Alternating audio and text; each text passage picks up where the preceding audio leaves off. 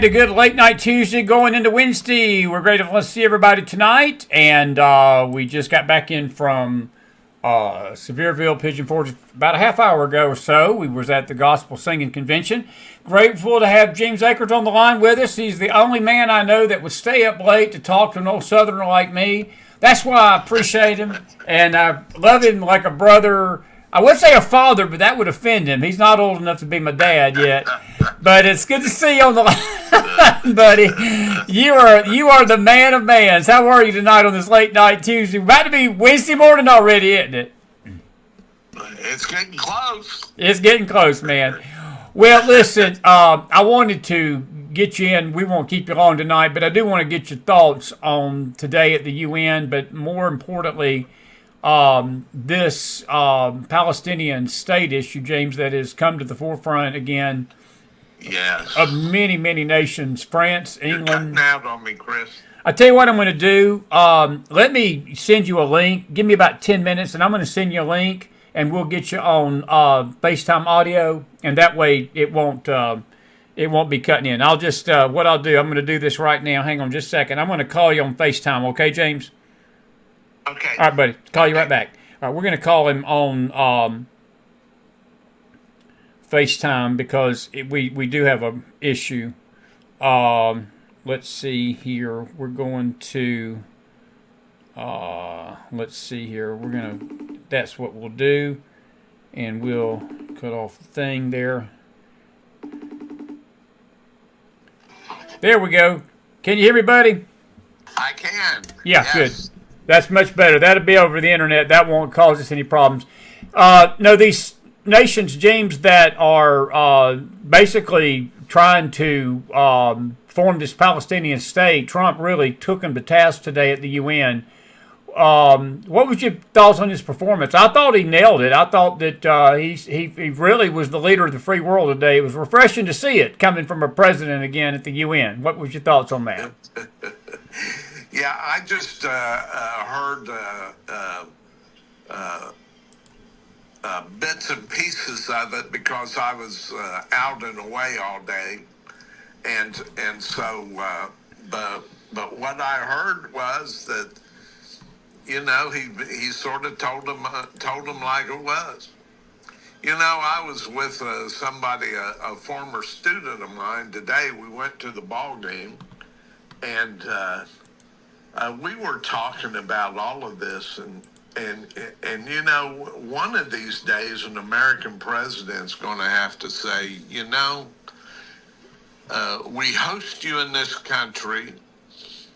Every country in the world has a bunch of spies that come to New York. You constantly thumb your nose in our face, and we're paying most of the bill. Why don't you just pack up and get out of here? Come on, Jay. I'm with you, buddy. I'm with you 1,000,000%. We have no business. The UN should be having their backsides kicked right back and let them go somewhere where they can spew their crap and their anti-American hatred and their hatred for Israel on somebody else's dime. I'm with you 1,000,000%. And that's long, long overdue. And, Trump's got 3 years remaining, and I wouldn't be shocked before he leaves office that may be something he looks at doing. We'll see. But I wouldn't be unhappy about it, would you? No. It's like they insult you, and then they rub it in your face. We're paying the freight for this whole organization. I know. None of the others even come close to the contribution the United States makes to the UN and the operational budget and all of these various countries.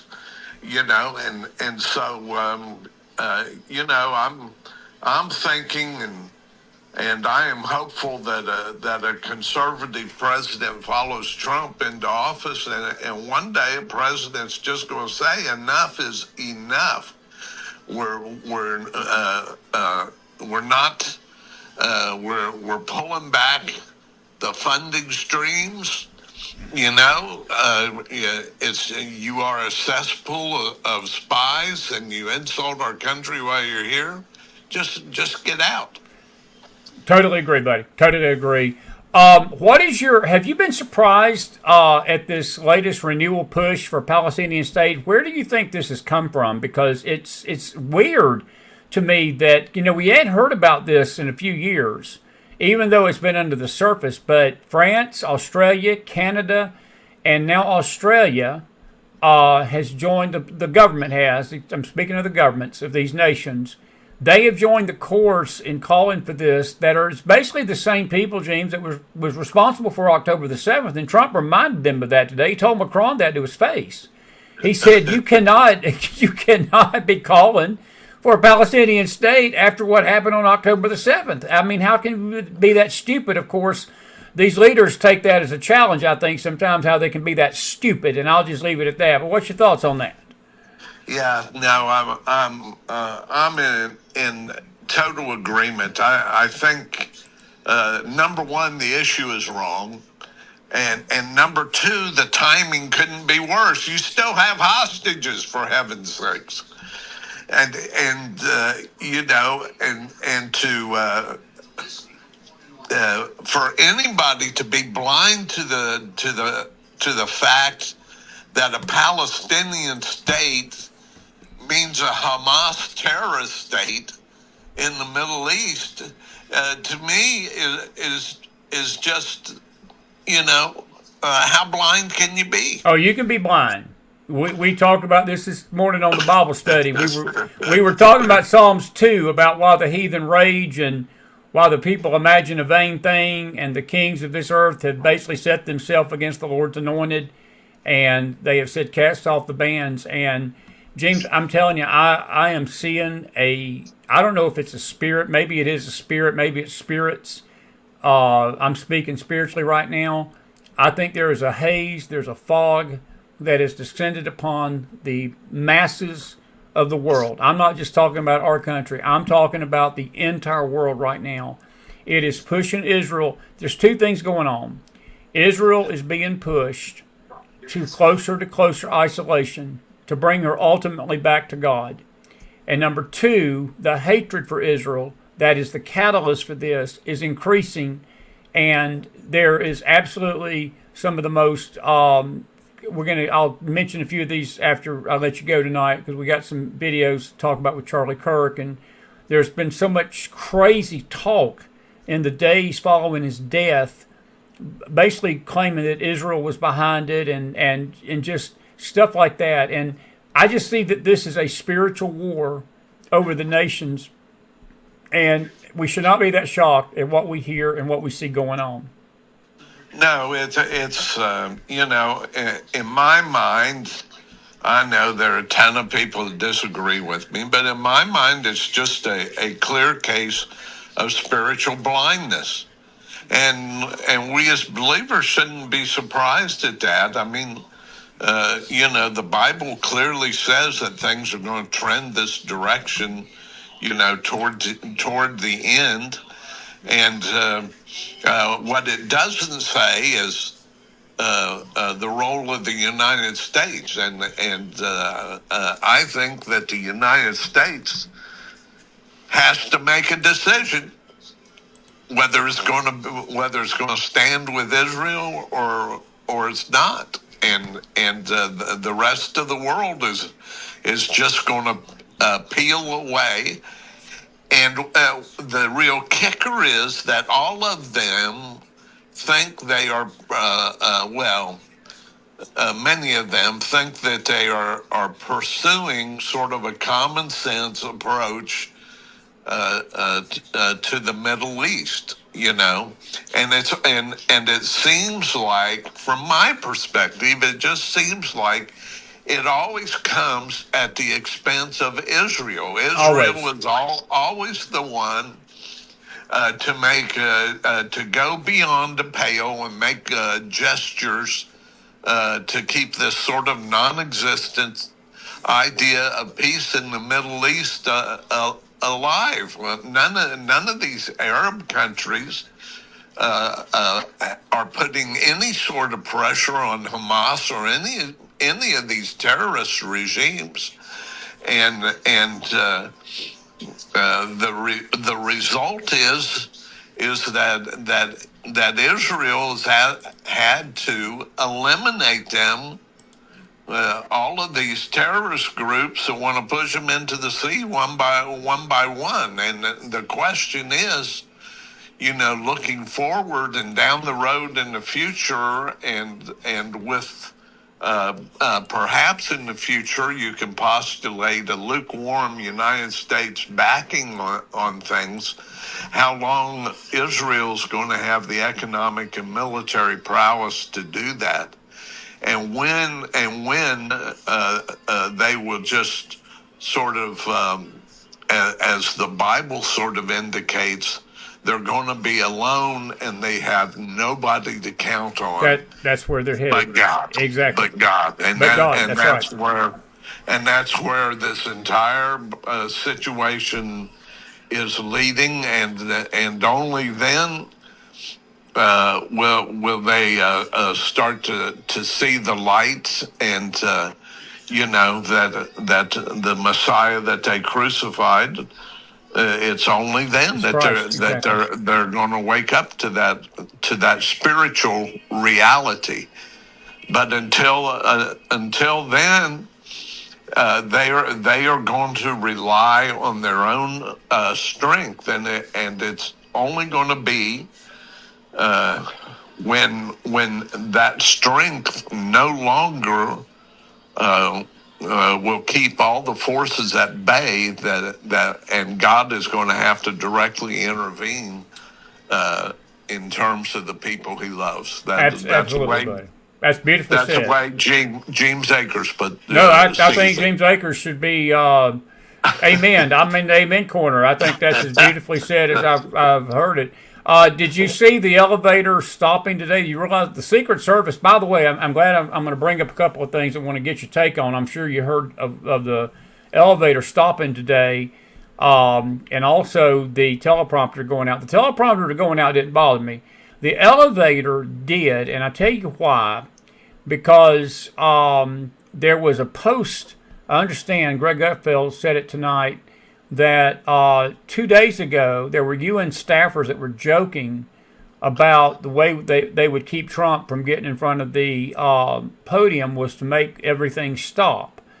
And there's been some commentary out there, and I don't know if I'm going to go this route just yet. I'm not going to go down this rabbit hole just yet. But one of them I heard tonight said that it was dangerous because it was almost like he was sitting duck. And the First Lady, of course, kept walking up the steps, but the Secret Service guy behind him there, you could see that he started looking around. It was scumbaggery. If they did that deliberately, and again, we can't prove it, but it just reeked of the evil that is against our country, James, and the evil that's against our president. And we're already still reeling from this assassination of Charlie Kirk. We're still reeling from Ryan Roof today, his second attempt on Trump. By the way, he killed himself, trying to cut himself with his own pen, sticking his pen in his neck. And then this kid back in Butler, Pennsylvania, that almost killed President Trump. And then you have stuff like this. I guess, maybe I'm a little paranoid, but I tell you what, I didn't like it. Secret Service is investigating it. They didn't like it either, and I got something else I'm going to share with you about the Secret Service. What was your thoughts on the elevator first? This is the first I've heard of it. Again, I've been completely out of pocket. Okay. With the news today. So okay. I'll tell you what. We'll pick that discussion up maybe next time with you. But did you hear about the cell, the communication cell that they took down? The telecom network that people were basically forming, and they targeted the cell phone towers, and the Secret Service took that down right prior to Trump being there today. Did you hear that part this morning? No. Okay. I literally have not heard any news whatsoever other than a sound bite about that Trump gave sort of a. At the UN, a tough love speech. He did. No, he gave a tough love speech. There's no doubt about that. Couple of other things I want to ask you about. I know that Sunday we saw a very powerful memorial service, and I thought Charlie Kirk's wife, Erica, was that moment in that whole memorial service where she looked up and told the audience, told the world that was listening, that she forgave that young man that did this to her husband. I thought that was the highlight of that memorial. What did you take away from it? I thought it was a very, very classy, very beautiful tribute to a young man that we're going to miss here in this nation for a long time to come. And his legacy is going to live on, but we're going to miss Charlie Kirk. Yes, I think he was one of a kind. There may be a cohort that replaces him, but in terms of an individual's unique skill set to address some of the issues they did, and was able to walk right into the enemy's camp and make progress, I'm not sure we'll see another one like him for a long time. I think the organization will flourish. Erica, I mean, my goodness. Yeah, can you imagine what it took, for her to get out there and to hold everything together and give a powerful address to that assembly. What I did like, it had all the fervor of sort of a religious revival service. It did. I loved it. And two, I'll just be honest with you. I was not impressed with Trump's speech all that much. I didn't think he really captured the flavor of the moment the way he could have. But there'll be a lot of others that disagree with me on that, and that's fine.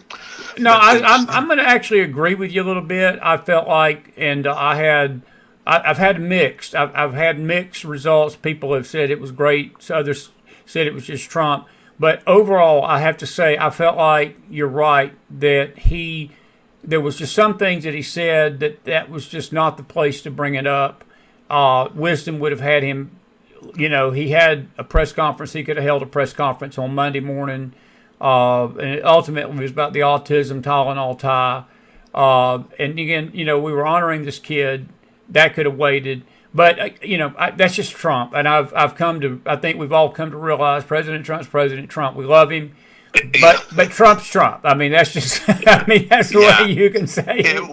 It was Trump being Trump.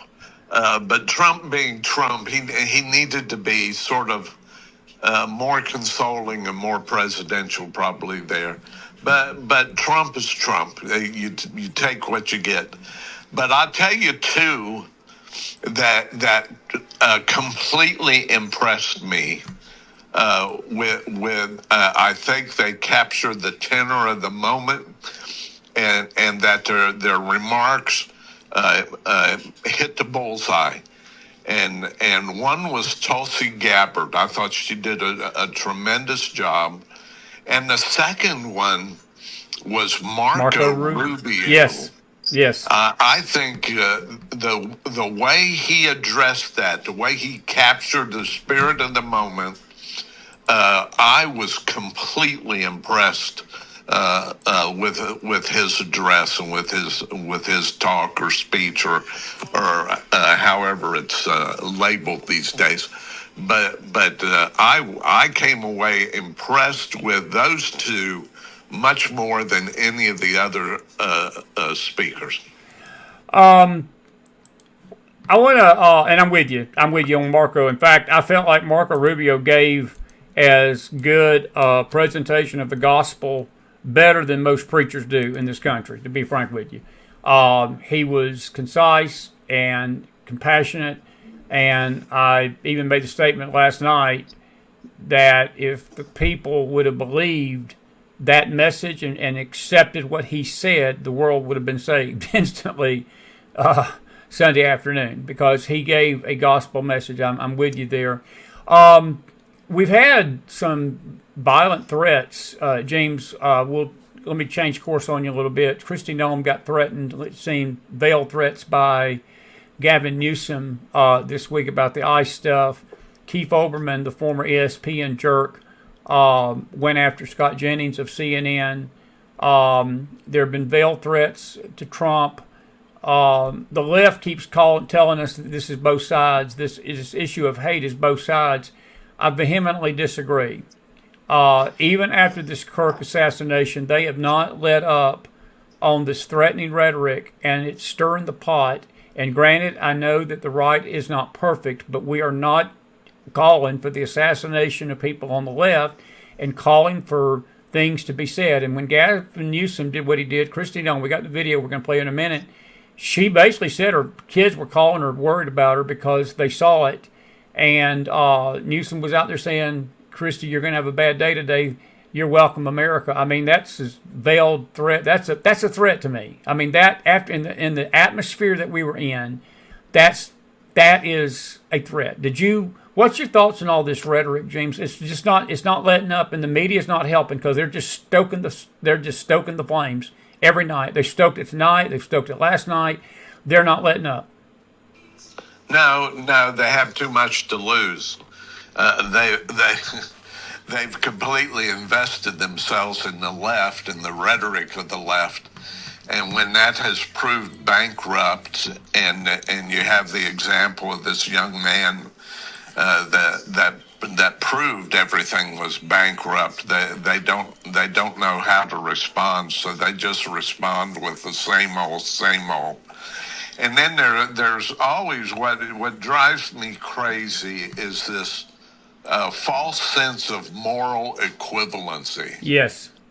As if there can be no right and no wrong, as if there can be no good and no evil. And in a world that's beset by evil, we have the most important institution that should be calling it for what it is. Instead, it's just mired down in this false message of moral equivalency. Oh, we have to be fair to the other side, and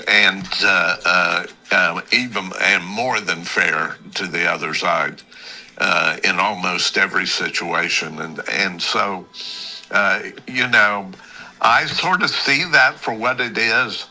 And from what I've heard you speak, you see that for what it is. For the life of me, I can't see why other people can't see it for what it is. It's called what you said a while ago. It's called spiritual blindness. It's called spiritual blindness. And then you've got the situation with Jimmy Kimmel tonight that I haven't heard what's happened. I don't know what he said. I don't really care. But he came back on the air here at 11:30 tonight after a quote-unquote indefinite suspension by the All But Crap Network. Disney said that they're going to lift that. However, Nexstar and Sinclair Broadcasting, which covers about 28 states in the union, said they're not going to air it tonight. And the only people that heard his crap tonight were the two biggest liberal news agencies in America, and that was news ponds in America, have been L.A. and New York. But it seemed like Hollywood's taking a victory lap because they think that they saved their buddy. James, we're literally at a brink that we are calling light dark, dark light. We're calling evil good and good evil. We are literally embracing people that Jimmy Kimmel can say that, and we're more concerned about a crap show getting canceled than we are an assassination of a 31-year-old young man that loved Jesus. Buddy, that's apostasy. That is absolute apostasy that a nation has fallen into. And that's not a soapbox tonight. That's a sermon. Chris is preaching a little bit tonight. That's spiritual apostasy when a nation does such. And we're on the brink of that. Yeah, well, that sermon dog will hunt, the way they say in the South. Yeah, no, I agree with you, but Kimmel and Keith Olbermann, anything that they say or have to say doesn't even show up on my Richter scale. I just consider them as you have to consider the source, and these guys, and for them to say, "Oh, he made a mistake," he didn't make a mistake. It was a deliberate affront, and you know, for all of these Hollywood leftist-leaning wackos to sign a letter to get him back on the air and this, that, and the other. You're absolutely right. There's a clear line being drawn between the people that relish evil and will support anything because they don't want to confront their own shortcomings in the face of God, and just impose it on those people that are like sheep, just listening to all of this stuff. You know, it's I was hoping that the Charlie Kirk memorial service, and this still may be the case, will ignite in young people in this country just a fire of revival, because that's what we need, right? Absolutely. But, And yeah. The problem is that it has to start at something like that. That the church is so woefully worldly in its orientation that it can't come out of the church anymore. And there has to be something like that, a sort of a quasi church type experience to really nudge the needle forward to a spiritual renewal in this country. Couldn't have said it better, brother. And that is an absolute shame. I could not have said that better. Again, I think that we older folks probably need a revival too. It ain't just the younger folks. I'll agree with you on the young folks, but I think us older folks need to have a shot in the arm too, because James, a lot of this stuff that the young people, people, a lot of things on the young people, and granted, the young people are under attack. Satan has tried to attack that group of kids for decades, but a lot of this stuff really is stuff the young people have seen from mom and dad, and they get their belief system from somewhere. Sometimes it's college, sometimes it's a bad church, sometimes it's an apostate pastor, sometimes it's just they get out in the world system, their buddies say stuff to them, and they take it for law. But, ultimately it's the mother and father that they learn from in the house. And if the mother and father are not teaching them right, and they're not right with God, I'm not saying this is the case all the time, because it works both ways. I've seen godly parents, and the kid goes out and turns into the heathen of the spawn of Satan. And then you've seen parents that don't give one bit pin about God, and the kid goes out and he meets Jesus, and that kid is nothing like his parents. So this is not a blanket thing, but our thinking sometimes as young people is based upon how we were raised, either in the church or in our upbringing at home. And I think that needs to come into play. And I think us parents need to have a revival of the heart and mind too, in my opinion. No, I'm going to give a loud amen to that as far as I'm concerned. But what I see with the older generation, that is, at least in my view, is a tremendous problem. Is they're so passive that even if they think disagree with all this stuff that's going on, they don't say anything. Right. They just quietly let all of this sort of stuff happen. And Jesus perfectly characterized that in the vision that he gave to St. John when he was talking about one of the churches, and he said, I would rather be hot or cold. Be hot or cold. I'm going to spew you out of my mouth because you're lukewarm. You will, and you will not take a stand for what's right. You're just so passive, and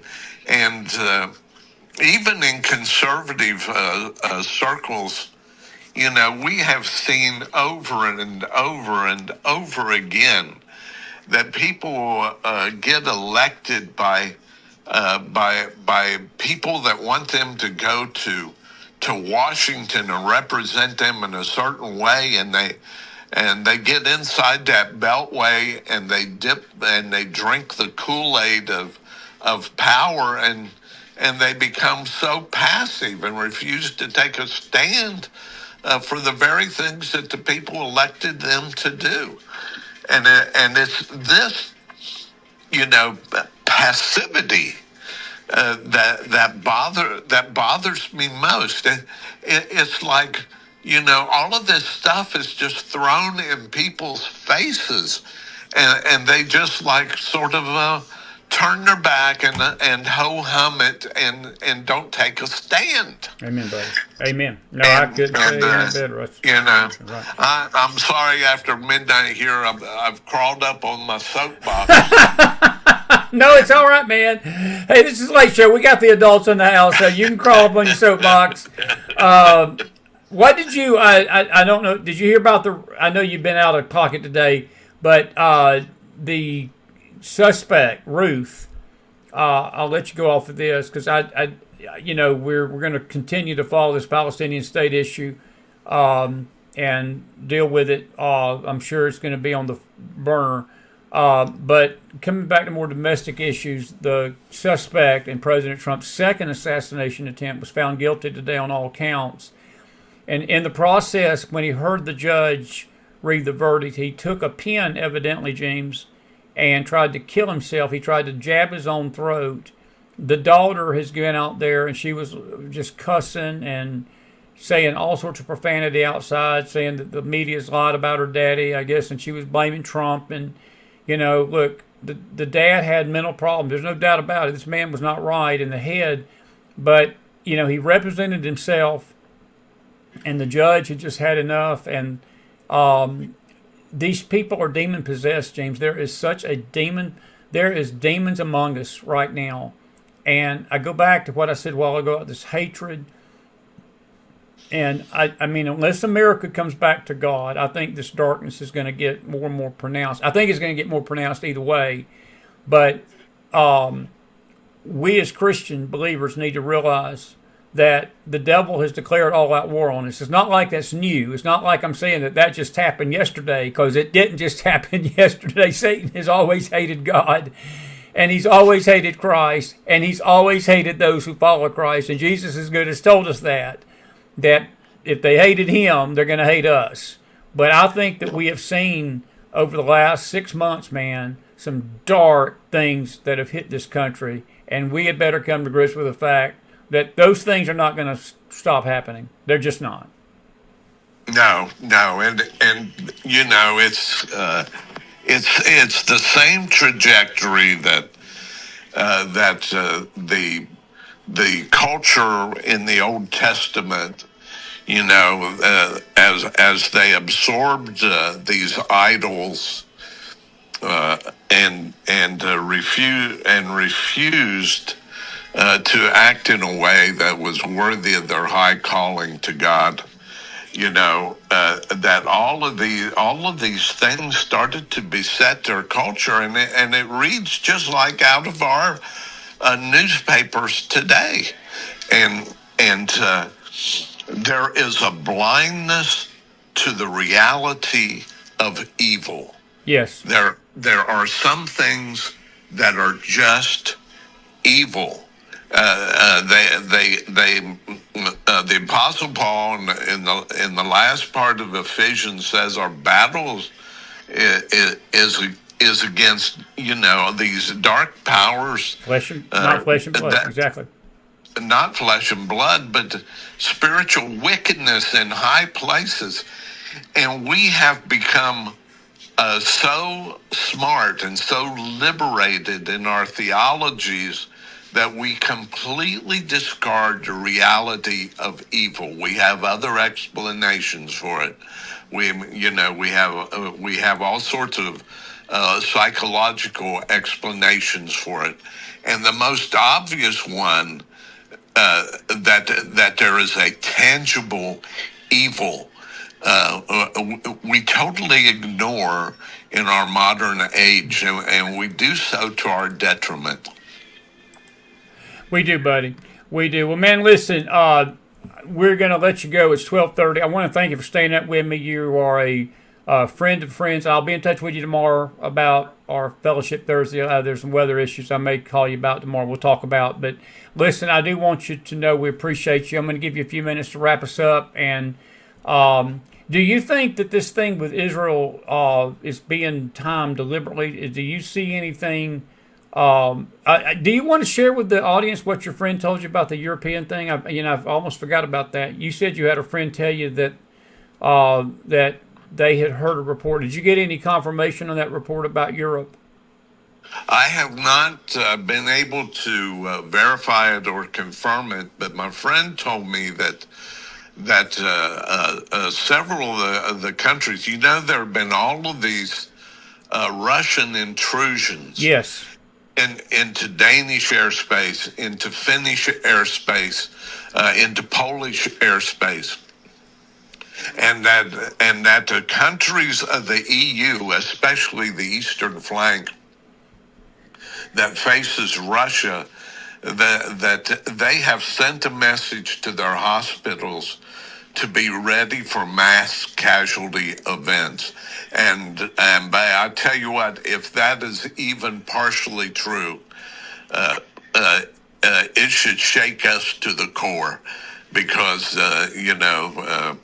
there are some things lurking just over the horizon that are going to be real game changers and shake us out of our lethargy as a country. Yeah, we're in an evil world, and they're not going to take pity on the United States, No. and give us a grace to respond accordingly, and we need to be ready for a world that is just going to go wacko, and it's not going to take it long to do it.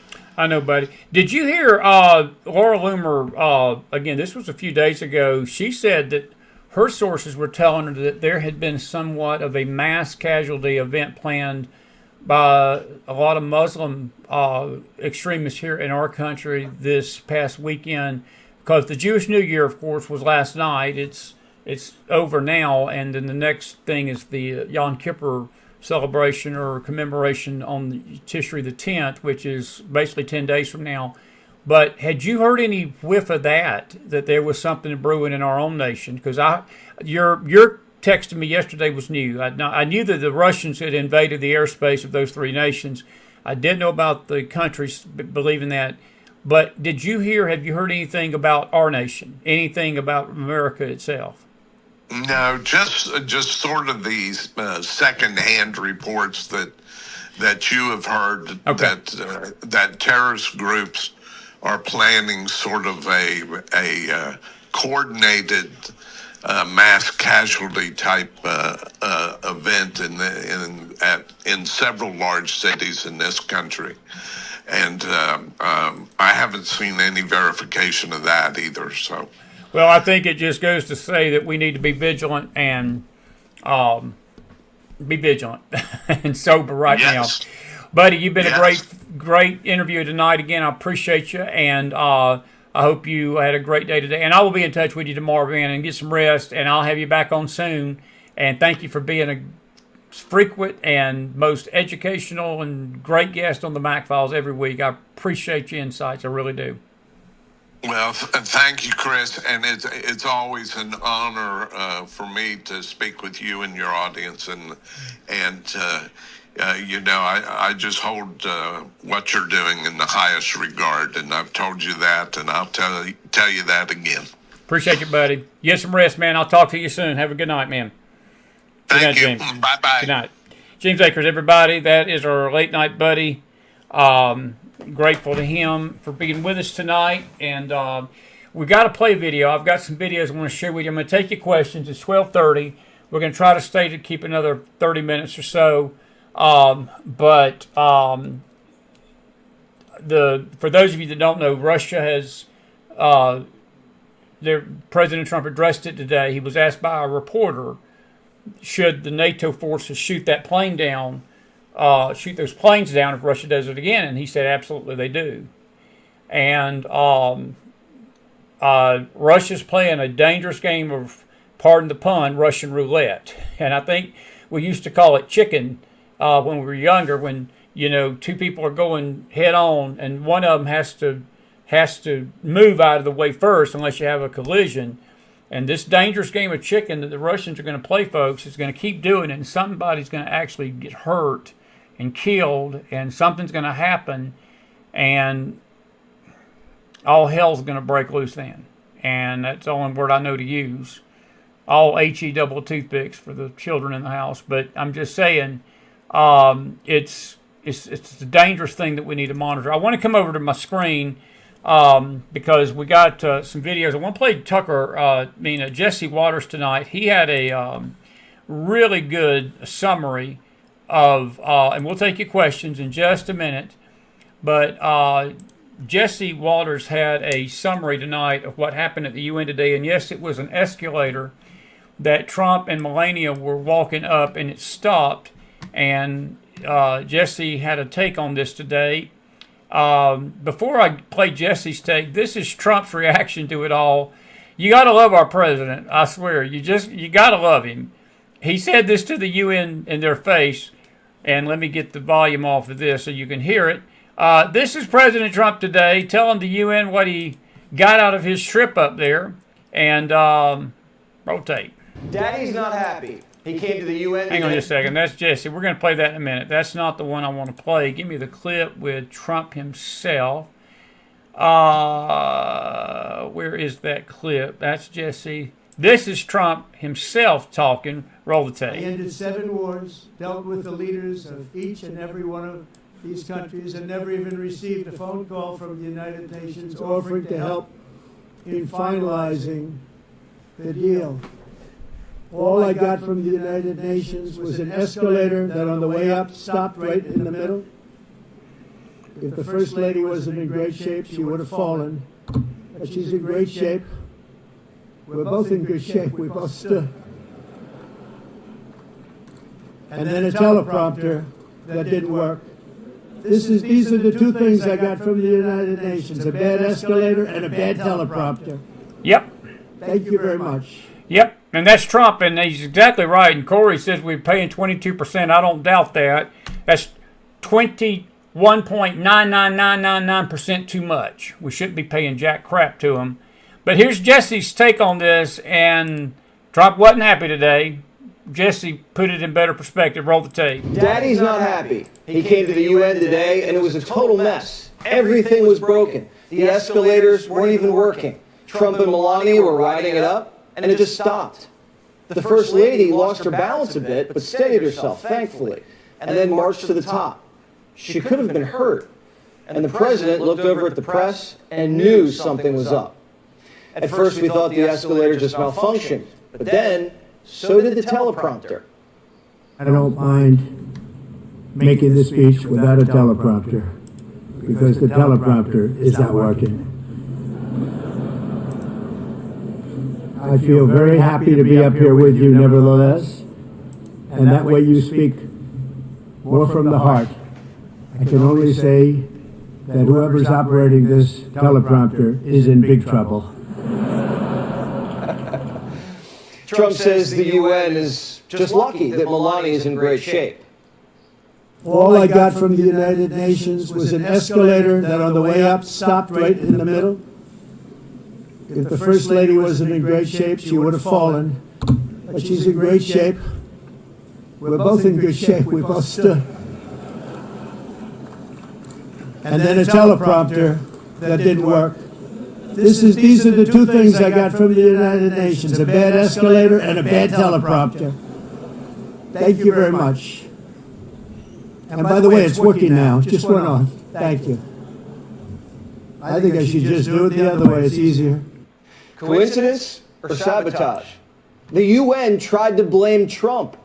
But on Sunday, the Times reported this, quote, to mark Trump's arrival, UN staff members have joked that they may turn off the escalators and elevators and simply tell him they ran out of money, so he has to walk up the stairs. It was The planned. White House says this isn't a joke and is demanding an investigation. They could have hurt the most beautiful First Lady in American history. Why are we paying for a building that's just trying to injure the First Lady? And the question, too, folks, is that let's just say that some maniac was in that building. What would have happened had that been a preempted attack on our president? Because he's a sitting duck. Not that the escalator stop in itself would have made it even... I mean, if he'd have been going up the escalator, it'd still been dangerous had that happened. But it just reeked that this was planned. Keep going, Jesse. Anything, it made the UN look bad, not Trump. The UN covered up for the China virus and then didn't stop the Iranian nuke program. We did. They're not making peace. So what are they doing? I visited the UN over 10 years ago. It's still the same. What has the UN accomplished recently? I don't know. Maybe it's the. Do you ever just cut loose and go hit the restaurants afterwards and just tie one on? You're in New York. What else would you do after the meeting? What's the cuisine like in Nepal? Cuisine means The food. food. Yeah. Food. Food. Rice and Are you trying to stay out of trouble here in New York? Have you found romance here in New York? romance. To you? Romance. Romance. With the ladies? Striking out? No. Things will pick up. The UN's just a slush fund for lazy diplomats. Trump's trying to help them, and they're trying to embarrass him. What is the purpose of the United Nations? The UN has such tremendous potential. I've always said it. It has such tremendous, tremendous potential, but it's not even coming close to living up to that potential. For the most part, at least for now, all they seem to do is write a really strongly worded letter and then never follow that letter up. Exactly It's right. empty words, Exactly right. and empty words don't solve war. The only thing that solves war and wars is action. We haven't heard much about the UN since the Iraq War. What have they been doing for the last 20 years, besides whining about climate change? Trump's Mr. Ceasefire, and the UN never even picked up the phone. In a period of just 7 months, I have ended 7 unendable wars. It's too bad that I had to do these things instead of the United Nations doing them. Exactly. And sadly, in all cases, the United Nations did not even try to help in any of them. No, they did not. I ended 7 wars, dealt with the leaders of each and every one of these countries, and never even received a phone call from the United Nations offering to help in finalizing the deal. Harry Truman created the United Nations after World War II to help maintain peace and stop war. They're not doing that. All they're doing is funding invasions. Not only is the UN not solving the problems it should, too often, it's actually creating new problems for us to solve. The best example. And recognizing a Palestinian state is funding an invasion. You are basically rewarding terrorists who killed 2,000 people almost in Israel on October the 7th, which we're coming up on the 2-year anniversary of. The United Nations is basically condemning Israel all the time. They never condemn Hamas. Example is the #1 political issue of our time, the crisis of uncontrolled migration. The UN is supposed to stop invasions, not create them and not finance them. That is correct. He's talking about the migration across Europe, and he's basically telling these Western leaders, you're not going to force that junk down our throats. You're not going to force that on America. Stop doing it. And if you want to keep your country safe and secure, you're going to knock it off. They're not going to knock it off. He basically told England today to their face, you're wanting Sharia law. You're this close from becoming an Islamic caliphate with your mayor. And London is right on the head. But folks, let me tell you something. New York City is about to follow them because New York City is just plain blank stupid about to elect a socialist. We have reasserted that America belongs to the American people, and I encourage all countries to take their own stand in defense of their citizens as well. You have to do that because I see it. I'm not mentioning names. I see it, and I can call every single one of them out. You're destroying your countries. The UN unleashes refugees, then blames it on global warming so it can ask America for more money. That's the scam. And Biden was in on it.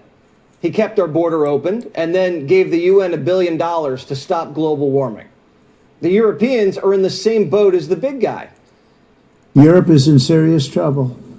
They've been invaded by a force of illegal aliens like nobody's ever seen before. Illegal aliens are pouring into Europe. Nobody's doing anything to change it, to get them out. It's not sustainable. And because they choose to be politically correct, they're doing just absolutely nothing about it. My producer went to Portugal. I know, we pay him very well. And said it was 2 hours at customs because there were plane loads of Muslim refugees with their whole families. They don't speak English or Portuguese or Spanish or even French. And the Portuguese officials were trying to fingerprint them, and all hell broke loose. And at the end, they were like, all right, just go right in. My producer's mom talked to the customs official, who was livid, and said, yeah, there are plane loads of these people who are coming in all day, every day, and we just have to let them in. That was what was happening to this nation, folks, for the last 4 years. This is why elections matter. This is why you Christians are out there screaming your stupid bigotry mouths. Excuse me for being a little rude tonight. But the Christians that are out there saying we don't need to get involved in government and we don't need to get involved in politics and we don't need to get involved in any of this. This is what happens when you don't get involved in your government. People are put over you that allow this to happen in the good old U.S. of A. You see them on boats racing onto the shore in France. If we don't protect the birthplace of Western civilization, we're finished. How long could we go before Europe ceases to exist? Cities across the world are turning into little Jalalabads. I look at London, where you have a terrible mayor, terrible mayor. And it's been so changed. This is where Trump is Trump. And this is why I love President Trump. I can handle Trump not being all maybe saying the right thing Sunday. Trump's Trump. On these occasions, we're grateful he's Trump. He's about to call the London mayor basically a flipping terrorist. Roll the tape. Now they want to go to Sharia law. But you're in a different country. You can't do that.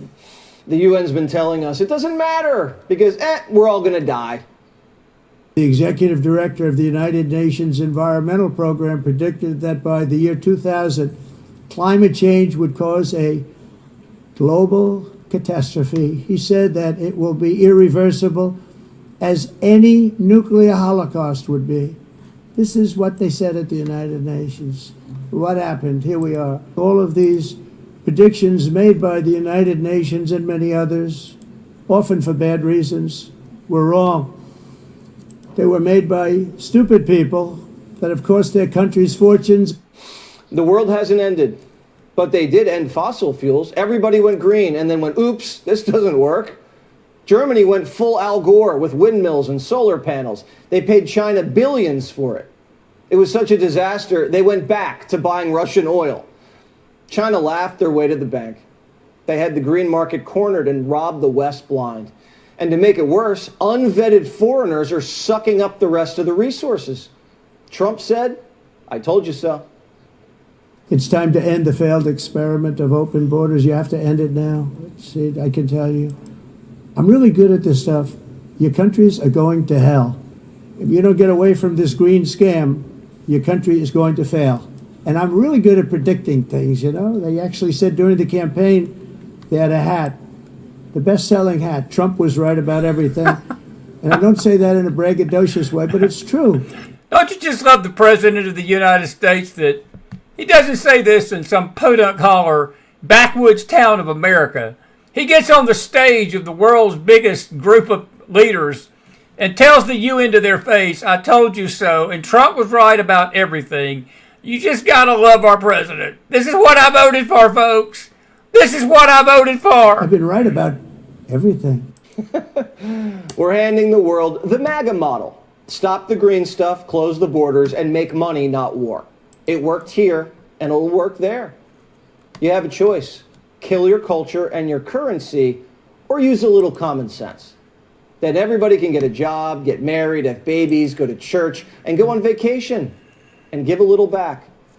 And if everybody can get their own houses in order, we don't have to police the world and be the bad guy. That's what they say they want, right? Biden used to come in and to the UN and say it was all about autocracy versus democracy. And the intelligentsia would nod their heads and stroke their chins. Well, all that means nothing if you can't keep your lights on and control your borders. That's right. Half the time, Biden didn't even know where he was. Thank you, thank you, thank you. Welcome to Washington. Fellow leaders, friends, for 944 days, Putin has waged his vicious onslaught against Ukraine. Welcome to Washington. The first Trump term, the UN rolled its eyes. Now Trump's back. He was right about everything, and they're forced to take him seriously. European officials say, quote, none of this is amusing anymore. Nor do the other leaders still believe they can manage Trump. They're still trying, but he's shown an unpredictability this time that no amount of compliments and gifts is going to change. Everybody knows who has the power. The president of France, Emmanuel Macron, had his motorcade halted because Trump was just hanging out around the block. And 47 told him to go for a walk. I'm sorry, I'm the president. I'm really sorry. It's just that everything's in frozen right now. There's a motorcade coming away. I'm sorry. If you don't see, let me pause. How are you? Guess what? French. The French losers. This is a joke. This is funny. This ain't a joke, folks. This actually happened. I'm waiting in the street because everything is frozen for you. Leaders around the world are calling Trump daddy, nominating him for the Nobel Peace Prize and flying to Mar-a-Lago for rounds of golf.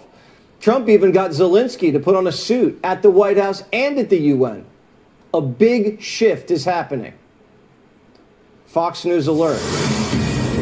Trump thinks Zelensky has it in him to beat Putin. Quote, I think Ukraine, with the support of the European Union, is in a position to fight and win all of Ukraine back in its original form, with time, patience, and the financial support of Europe and, in particular, NATO. This is a huge change in posture for the president. Clearly unhappy with Putin's lackadaisical attitude towards peace, Trump just threw the car in drive and is suggesting that the United States, Ukraine, and NATO fully fund the campaign to push Putin completely back to the previous borders, no matter how long it takes. He called Putin weak. It could be that Russia's a paper tiger. I don't know what they are, but 3.5. And that may be where James is getting his intel from, that the European hospitals are preparing for some kind of mass event, because that kind of talk usually does not sit well with other nations. And we'll see. We'll see. I've got a feeling that everything Trump does is pretty strategic. Keep playing. We got about a minute more of this, and we're going to go into something else. Years of fighting and killing everybody, of killing 7,000 people a week. For nothing. So it's a very sad situation, but most of you have seen the recent statement I put out a little while ago, and I'm glad you got it. But I feel that way. I really do feel that way. Let them get their land back. Is this just a negotiating tactic, or does Trump mean it? We're about to find out. The ball's in Putin's court. And Trump says the next Russian plane that enters NATO airspace is getting shot out of the sky.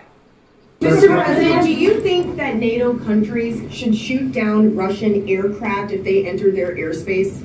Yes, I do. This is a new era. Biden's gone, the UN's feckless, and Trump's giving the world the playbook, the MAGA model, and Putin's on notice.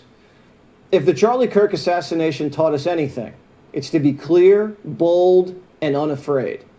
We're trying to help other countries. We're giving them billions of dollars. We're sending them arms, energy, and tech. We're trying to stop the killing. We're trying to talk sense into you. But if you're going to fly planes into airspace and send refugees across our borders and sabotage our teleprompters and escalators, while we're trying to help you, we're going to blind you with the light and expose you here and everywhere. Very well said, Jesse. I felt like that was worth playing that tonight. Sounds like a bunch of church folks, too. It's amazing how church people, you try to help and you try to do the same thing and they do the same thing and you blind them with the light. You blind them with the light. Lord have mercy. Good stuff there. Good stuff there. Trump wasn't done today. He had a conversation with Macron about Israel and roll the tape. This is interesting stuff. So we need a full-fledged process, and we worked very hard on the day after, and I totally share this sequencing. The release of all hostages, the ceasefire, resume of humanitarian aid, the day after in Gaza to stabilize the land, and we need a political perspective, and this is why we took this decision on recognition. Well, I have to say that I'm on the side of Israel. I've been on the side of Israel really my whole life. And we are going to get a solution, and it's going to be a solution, hopefully, that's good for everybody. Let's hope that's the case, folks. I've got doubts that no president can fix this thing, including ours right now. But at least he's got on the record that I'm on Israel's side. And that puts us on the blessing side in this nation. And so forth. And I've got something to say about that. I'm going to give you your chance. Just bear with us here tonight. This is Patrick Christie's take on the Palestinians from Britain's perspective. I like Mr. Christie a lot. Roll the tape. Good evening. What I'm about to show you contains powerful pictures, powerful videos, and it is quite simply one of the worst things I have ever seen in my life. And if you're anything like me, you will struggle to put into words your emotions at seeing what I'm about to show you. But I have done my best. Not a single Gazan so-called refugee should ever set foot in Britain. I'd say over my dead body, but I'm convinced that if we do let these Palestinians in, then there will be a lot of dead bodies. Why? Just look at this.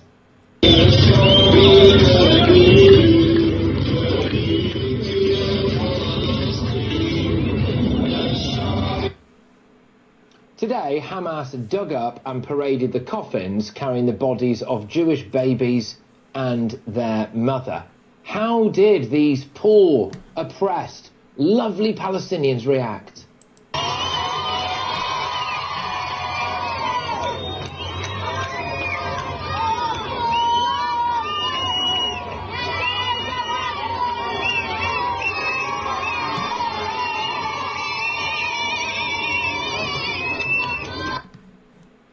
Those barbarians cheered.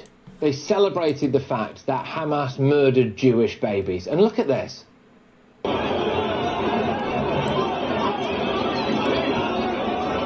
By the way, folks, these are the Gazan people. Yes, those people that Israel's being accused of committing genocide against. Those people that Israel's being accused of starving to death. Yes, those people that are the victims in this, according to the media, and the victims of Israel's aggression, when they themselves are cheering on their leaders. Hamas is their leaders. Hamas rules the Gaza Strip. You get the message. That was back in the spring when the Hamas leadership did this out of an act of absolute brutal a slap at the face. This is Tatum, good guy, letting Piers Morgan have it about Israel tonight. Roll the tape. But I think a lot of people that I know in Israel, including myself and others that are staunch Zionists, think that he is prolonging the war too long and is causing too much damage and irreversible reputational damage. He should have ended it sooner, and he should have went harder. In America, if we had faced such brutality rape, people getting their heads cut off. I saw videos of people getting their heads cut off. We would have been swift within 48 hours. Would have caused the most damage that you've ever seen to a country in world history. And Netanyahu, for whatever reason, is capitulating, in my personal opinion, to his own personal image, and that he don't want to look bad. He don't want to be shamed. He don't want people to say that he's committing a genocide. So they're saying that he's committing a genocide. What Tatum is saying is this: he's not. He's a Christian Zionist. He is pro-Israel. He's pro-land. But what he's saying is this: the mistake that Bibi Netanyahu is making is he's running this war to please a left-wing media and to make the world think that he's doing this humanitarianly. Folks, you can't deal with animals and terrorists in a humanitarian way. This would have been over within 6 months if he'd have done what he needed to do. That's what he's saying. I'm in full agreement with him, because you're not dealing with human beings. You're dealing with demons that are among us and are in this earth and that are in these terrorists to dig up the bodies of babies and parade them in the streets, to have Gazan people cheer that on. You're not dealing with humanity, and you must deal with it in a strong manner. And I know it's not, people think that's awful to say, and oh, that's not Christ-like and that's not loving. You're not dealing with a Matthew 18 event. You're dealing with survival of a nation and people that tried to murder and rape and maim and burn babies and destroy your country. He's playing in the middle for too long. And you can't play in the middle. Keep going. 2 years of this war is too much. He should have eliminated Hamas immediately, and he should not worry about the naysayers. He's darned if he do, he's darned if he don't. He is not committing a genocide in Gaza. I think that's disingenuous at best, because no one committing a genocide will be giving food or aid to a people that they're trying to kill. They would not be sending leaflets and advising people of buildings that they're going to tear down. The population has grown in Gaza from 1948 all the way up until today. 500,000 they started with. They're at 2 million at this point. When did the genocide start? There is no genocide. People can argue the tactics that Netanyahu is displaying in Gaza, but you cannot be superfluous and add these arguments that seems to, in my opinion, be anti-Semitic in many ways. It's not, these people are terrorists, and not the Gazan people, the regular, everyday individuals. And I disagree with him there. I disagree with him right there. The Gazan people are terrorists because they've allowed terrorists to do this. They cheered the terrorists. The way I look at it, you're cheering the terrorists on, you're just as bad as they are. So I'm disagreeing with him on that. And you see, folks, this is the thing. This is the thing the world cannot do. This is the thing church people cannot do. This is the thing most people cannot see. You can't separate the Gazans from Hamas. They're one and the same. I hate to say it. We can't get around it. You may not agree with that. And I know there, as James famously says, people may not agree with me. I don't, whatever. This is the McFiles. It ain't the U-Files, and I don't mean that disrespectfully tonight. We have an opinion here on this show. You can't separate the two factions because they're both the same. They both want the same. The Gazans want to see Israel destroyed just like Hamas did. And I respect Mr. Tatum. I'm agreeing with about 95% of what he's saying, but what he just said right there, I do not agree with, because it is about the Gazan people. It's who they want over them. They brought the devil into their little strip. By the way, while I'm at it, might as well just clarify this. The world has been screaming this week that the Palestinians need a state. Well, I would argue the Palestinians have gotten 2 states over the last 2 decades. They got the West Bank pretty much given to them by Israel, thanks to pressure on them for the Land for Peace initiative that have failed miserably. And in 2004 and 2005, we're coming up on the 20-year anniversary of Katrina. Hey, folks, Ariel Sharon, thanks to the stupidity of George W. Bush Jr.'s pressure, basically annexed the Gazans, give it to the Gazans, said, rule what you want to do with it. They put Hamas over them. Guess what? You bring the devil into your backyard, you bring the devil and you keep entertaining and dancing with the devil, and sometimes you're going to bring the devil home with you. They brought the devil home and they're paying a price for it, and they're blaming Israel, and the world's blaming Israel when the blame should be laying on the Gazans, not Israel. The terrorist group that came into a country and attempted to commit a genocide against Israel. They would have committed a genocide against Israel to a large proportion if it wasn't for the IDF and if it wasn't for the Iron Dome. Let's not forget they shot 4,000 missiles into Israel. They tried to kill everybody. The IDF is going in strategically. I wish that people had not died. I wish that they could end the war so there's no suffering. Can't do it, Brandon. Sorry. This is war. This ain't Monopoly. This ain't Tiddlywinks, brother. What do you expect, sir? Israel has been still wiping the blood off their streets in the southern part of their country from the blood of October the 7th. They still ain't got the blood off the streets. I wish that Hamas wasn't stealing food. The UN confirmed that 96% of all the aid is being looted. I wish that Hamas wasn't doing those things.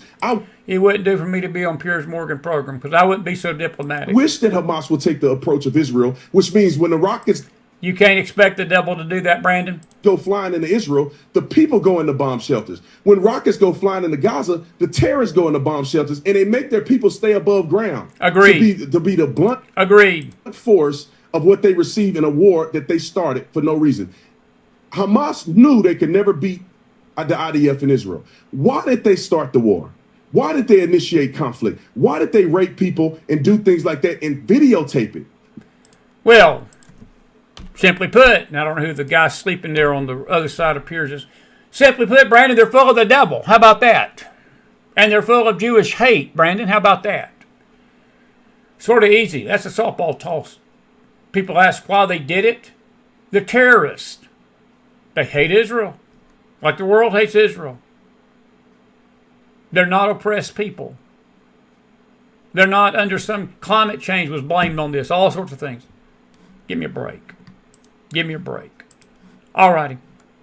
Now, a couple of other things. Here is the president of Indonesia speaking some sense. We must also recognize, we must also respect, and we must also guarantee the safety and security of Israel. Only then we can have real peace. Real peace. Thank you. Wassalamualaikum warahmatullahi wabarakatuh. Let me tell you, folks. Shalom. The same people that want to see Israel in the Mediterranean are the same people that's in Dearborn, Michigan tonight. And this is their goal for us. Achieve the victory. We haven't done anywhere near enough. And the people here, I promise you, we do feel ashamed. We do feel like we're not doing enough. We do feel like change needs to come, because change must come. And in the form that it must come is that this empire, the American empire that's been hurting our people since the beginning, the imperial Western powers that have been hurting our people since the beginning, they must fall. And inshallah they will fall. And my message to the people of Gaza and the oppressed peoples across the world is that there are people here, both young and old, who are going to be willing to fight and are willing to put their lives and everything they can on the line to bring these empires down, because they must come down. They must come down. By the way, folks, they just don't want to see Israel removed from the earth. That's the thing that these anti-Semites here in this country do not see, and it drives me crazy with them. They do not understand, or they either do understand and they're just plain deaf dumb to be able to see it. Maybe this is spiritual blindness. Maybe it's just spiritual ignorance. Maybe it's just spiritual possession. Maybe it's just the demons among us and the demons in people and the demons affecting people's minds. That the same people that want to see Israel destroyed want to see America destroyed tonight, folks. I don't know if we need to draw that in crown. I want you to listen to this. This is Dearborn, Michigan, just a few weeks ago, folks. Achieve the victory. We haven't done anywhere near enough. And the people... No, they ain't done nearly enough. They want to do more. Well, here, I promise you, we do feel ashamed. We do feel like we're not doing enough. We do feel like change needs to come, because change must come. And in the form that it must come is that this empire, the American empire that's been hurting our people... The American empire that's been hurting our people, the same American empire that's sending billions of dollars of food to the Gaza Strip to have the people fed, it's getting stolen by Hamas, and the same American empire that has done everything it can to facilitate peace to its eternal shame because it's been dealing with people that don't want peace. Since the beginning, the imperial Western powers that have been hurting our people since the beginning, they must fall. And inshallah they will fall. And my message to the people of Gaza and the oppressed peoples across the world is that there are people here, both young and old, who are going to be willing to fight and are willing to put their lives and everything they can on the line to bring these empires down, because they must come down. Yeah, they're willing to do it, folks. They're willing to kill themselves over it. They're willing to kill themselves for their cause.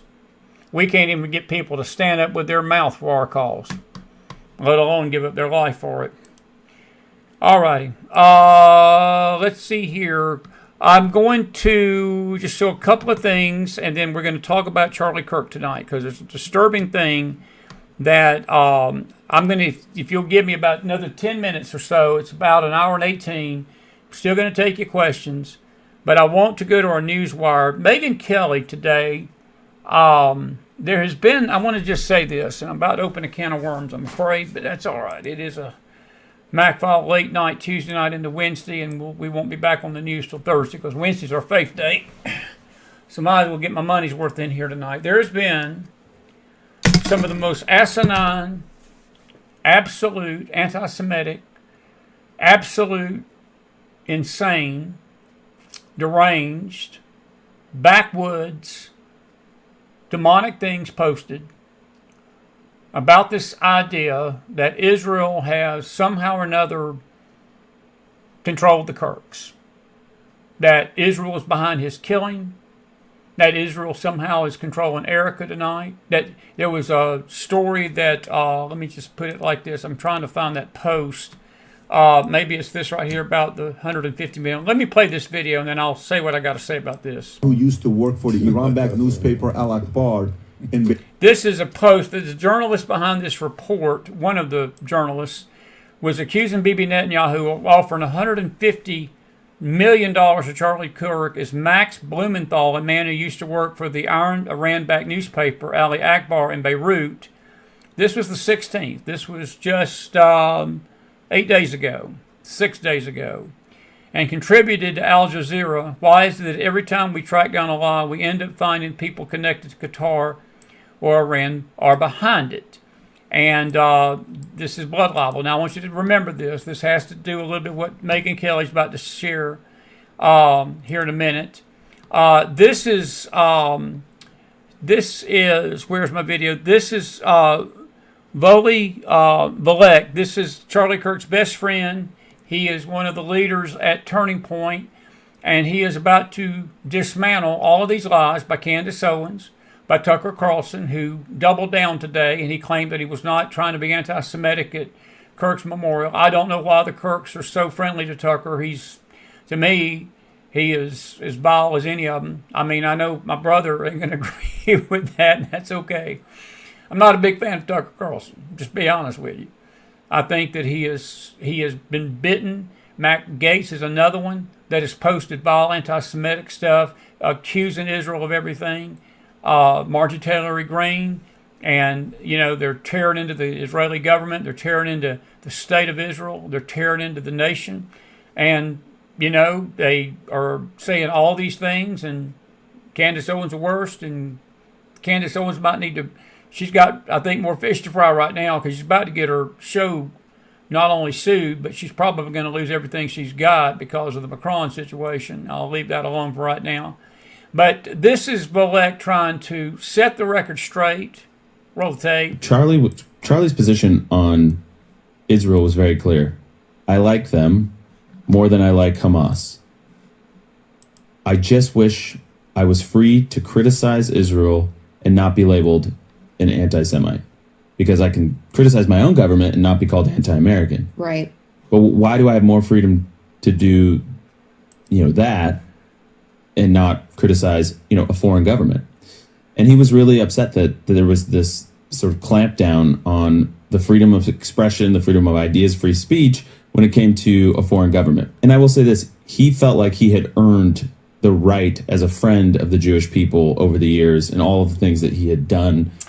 And I want to say this about that. Nobody, and I repeat, nobody is going to call you an anti-Semite if you have a disagreement with with the policy. I listened to Brandon Tatum a while ago. He didn't agree with everything Bibi Netanyahu was doing. His take on Bibi was actually one I agree with. I think Bibi has been playing both sides against the middle, and he can't do it in this war with Hamas. This should have been wrapped up 6 months ago. Should have been wrapped up a year ago. Bibi should have taken the gloves off, went in there, cleaned the house, stopped worrying about the media, stopped worrying about the press, stopped worrying about his own popularity, stopped worrying about his own skin, and just do what was necessary and get it done, clean it out, and tell the Gazan people, you need to go back home. Bye. Adios, amigo. We're taking the Gaza back. We're taking the West Bank back. We're sick of this stuff, and be done with it. But he didn't do that. That's not anti-Semitic. But the comments that are being made are not along those lines. I got no problem with Charlie Kirk feeling that he couldn't talk about a foreign government. I got no problem with that. And because there is a fine line between what he was doing and what's being done by his cohorts. And I shouldn't say the word cohorts, but people that are grifting and trying to act like they knew Charlie didn't like Israel and Charlie was against Israel. I would say this. I got no issue telling you like it is. It's not a matter of me liking Israel more than Hamas. I despise those terrorists, and I pray for their soul. But folks, they're evil. They're the ones that perpetrated this evil against Israel. And the way I look at it, whatever Israel does in defense of its nation, whatever Israel does in defense of protecting its people and to help its people, that is on Hamas, and the results of that is on Hamas. The results of that is on them, and I give Israel a lot of grace and a lot of latitude to do what is necessary to protect her own people. And I'm going to tell you this. I don't care what the Turning Point people say or anybody else says. Our nation would not put up with this stuff. Our nation would not put up with this stuff. If this is what I just, it drives me crazy. All of these people trying to make all of these issues about Israel and how they handle this.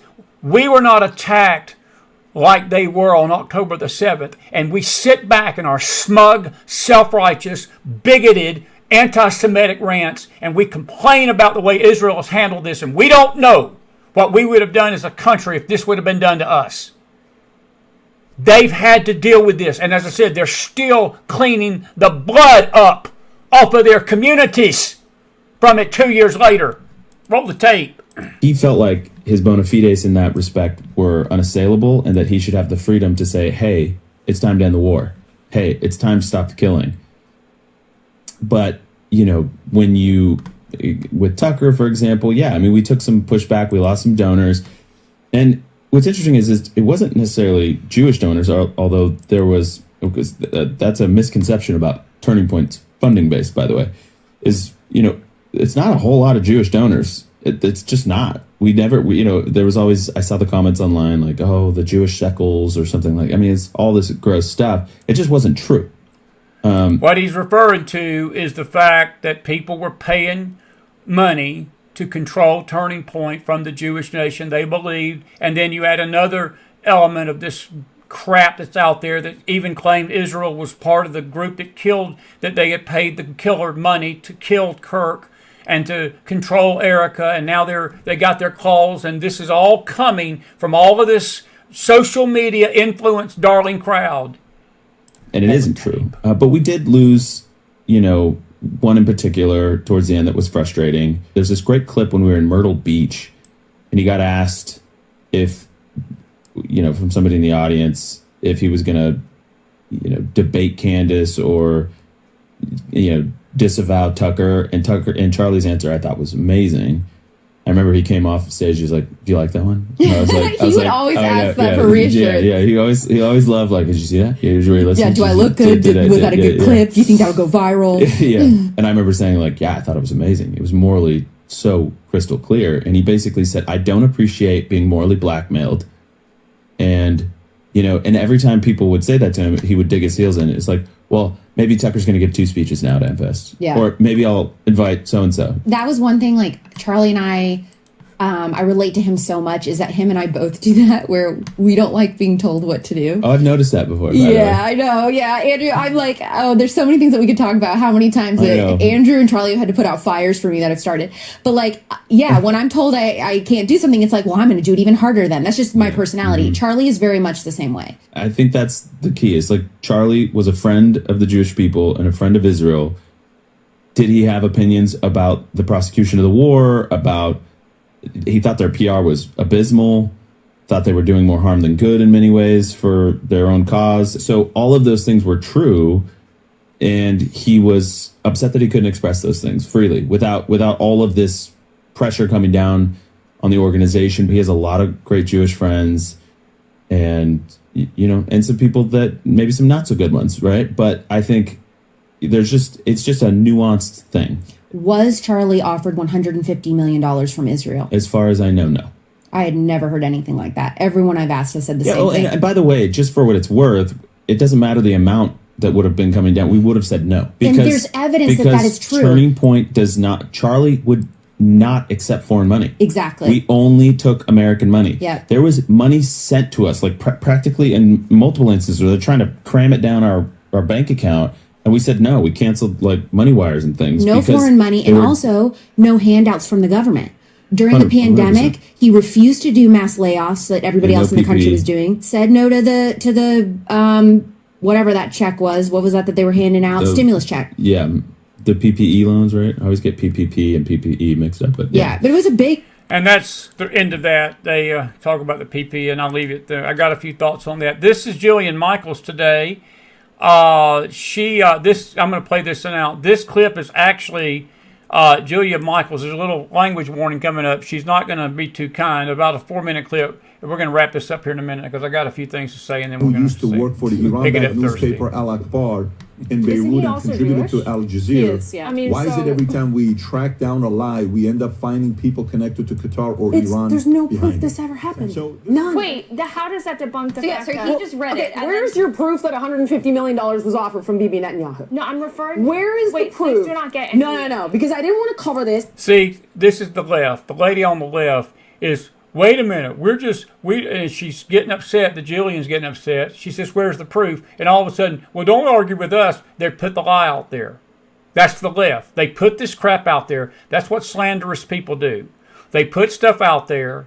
They twist it. They never correct the record. They never go back and say that was wrong. They never go back and care about the damage they've done. They never go back and care about the stir they cause and the stink they cause. They just do it. They got no conscience, no morals, nothing. This is the media. This is social media. This is what Israel's fighting tonight. And you guys insisted. And I told you cover this shit, I'm going to rip you apart.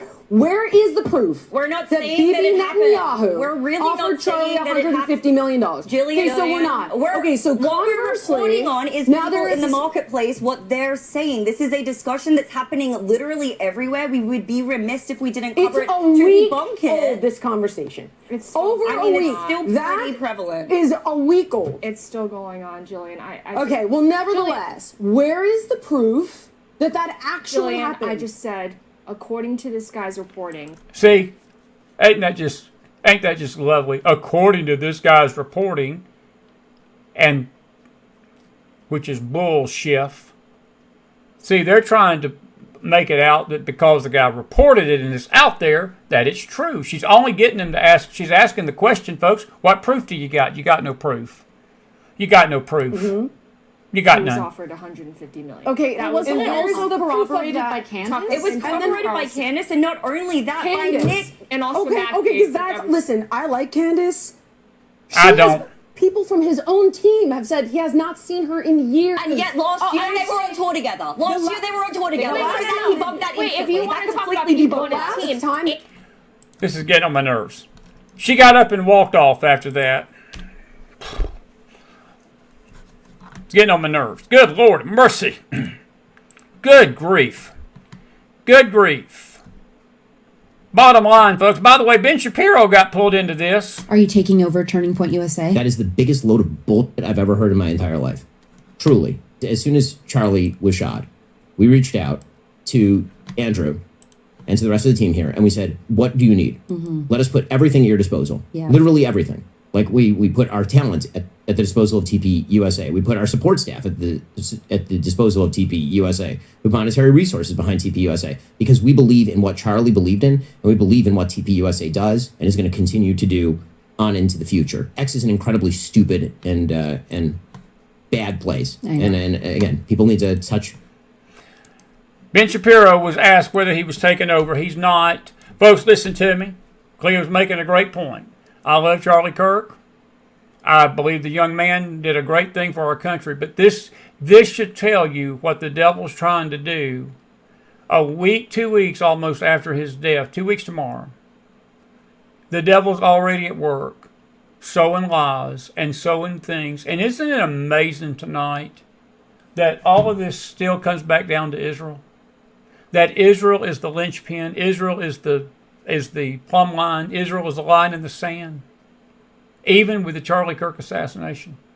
Everything that happens in this country is about Israel. The UN's arguing over Israel.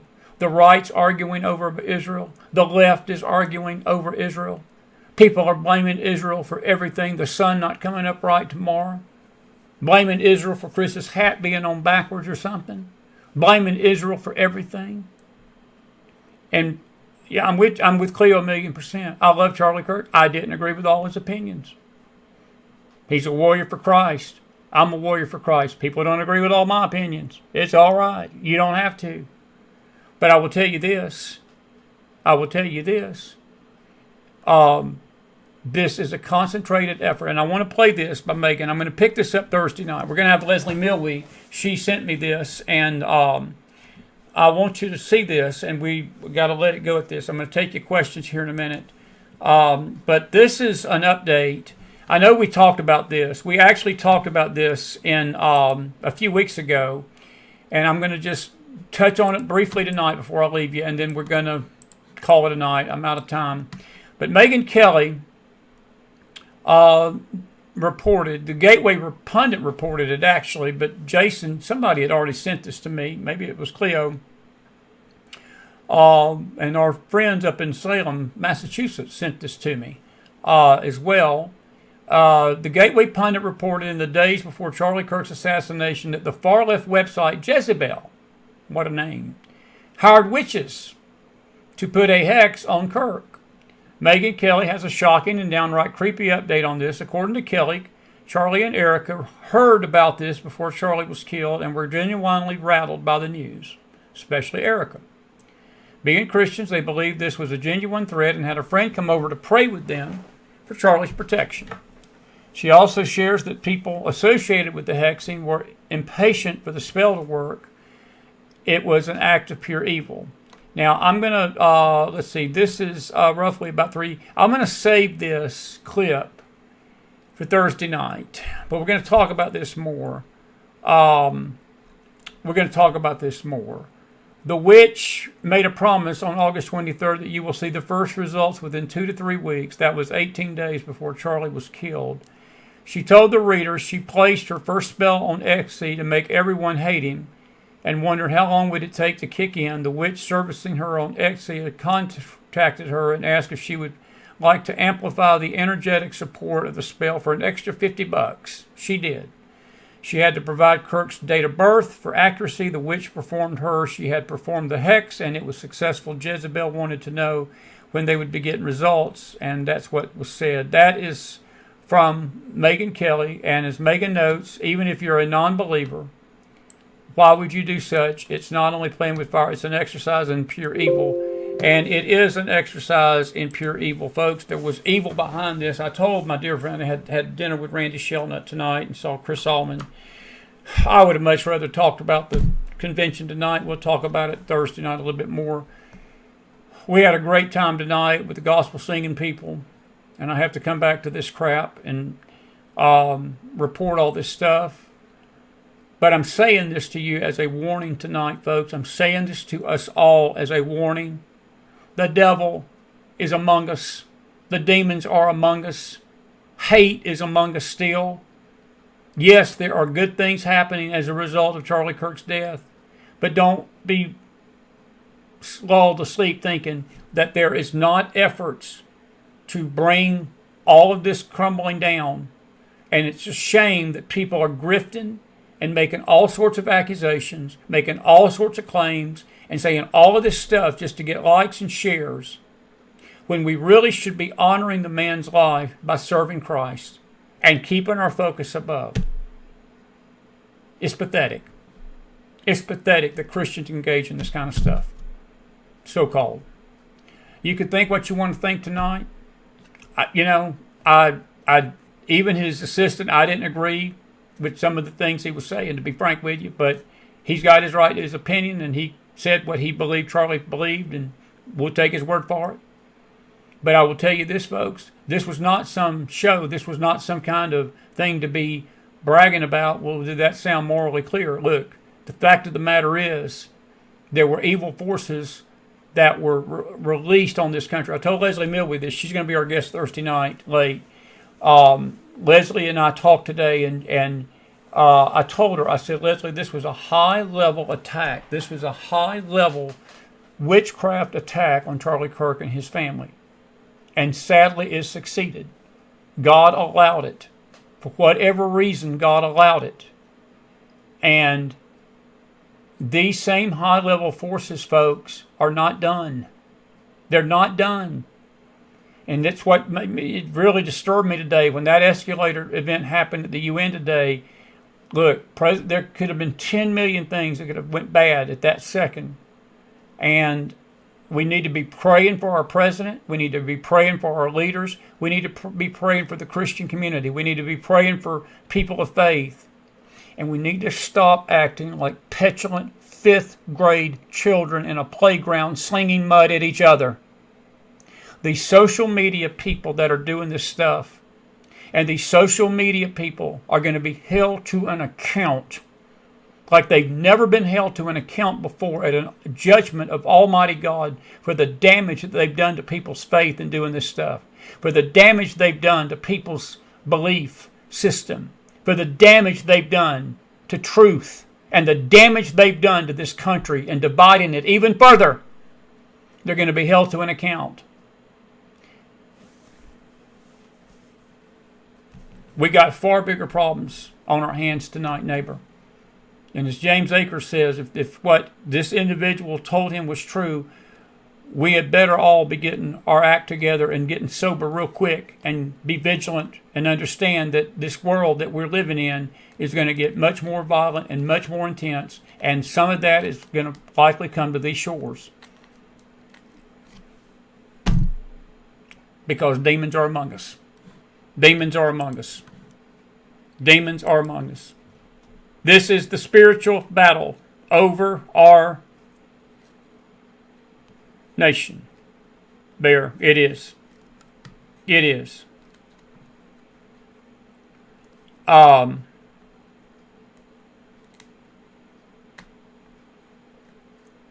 It is. All right.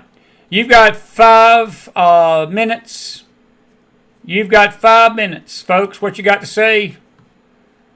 Say it. Say it, and let's get it done. I'll amen myself. Thank you, Gail. I got one amen in the house. I got one amen. Dennis Floyd says it's because of satanic influence. That is exactly right. I'll amen myself tonight on this late night.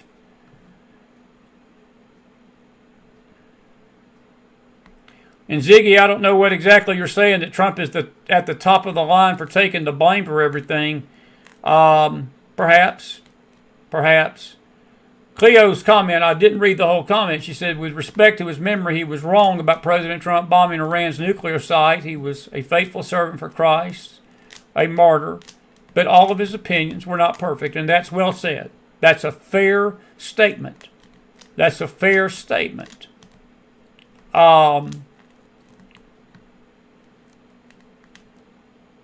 Someone said they thought they'd shut him up, but now hundreds more will be doing Prove Me Wrong sessions. Perhaps. The thing about it is, though, I don't really care about proving me wrong. I care about people getting close to Jesus. That's what I care about tonight. I care about people getting their hearts right with God. Neighbor, it is getting so late. It is getting so late. I gotta quit tonight. It's 1:30. It's getting so late. It's getting so late. It is getting so late.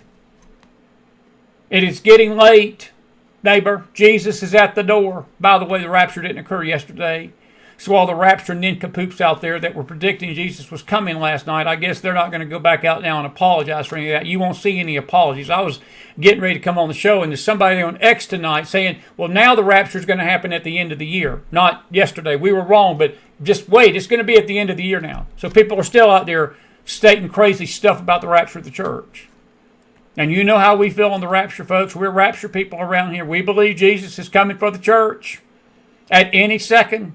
It's the resurrection of the saints. It's the blessed hope. It's the catching up. It's the gathering away. It's the journeying of the camps. It's the journeying of the camps. But you don't know when it's going to happen. None of us do. But Jesus is at the door. Jesus is at the door. Jesus is at the door. And we're living in dangerous times, Carol. Yes, we are. Yes, we are. We are living in dangerous times. Anyway, all righty. Listen, I'm done tonight. I'm done. I'll see you back here. Tomorrow's Faith Day. Thank God tomorrow's Faith Day. We're going to deal with some faith matters. Starting tomorrow night, 8 o'clock. We'll be back here in the Bible study.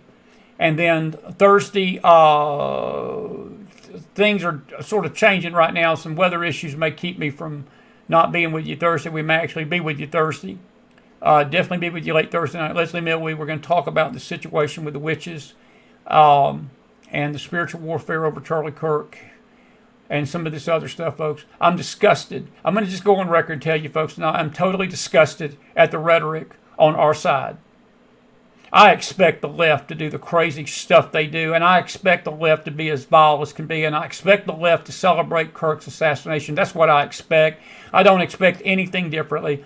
I have, I guess, a naive view that I hope that somebody in this country, that people can be adults and stop sharing conspiracy stuff. People can be adults with sober minds and some kind of vigilant thinking and common sense thinking and spirit-led thinking to not post the stuff they do. But I guess the bar is a little too high for that.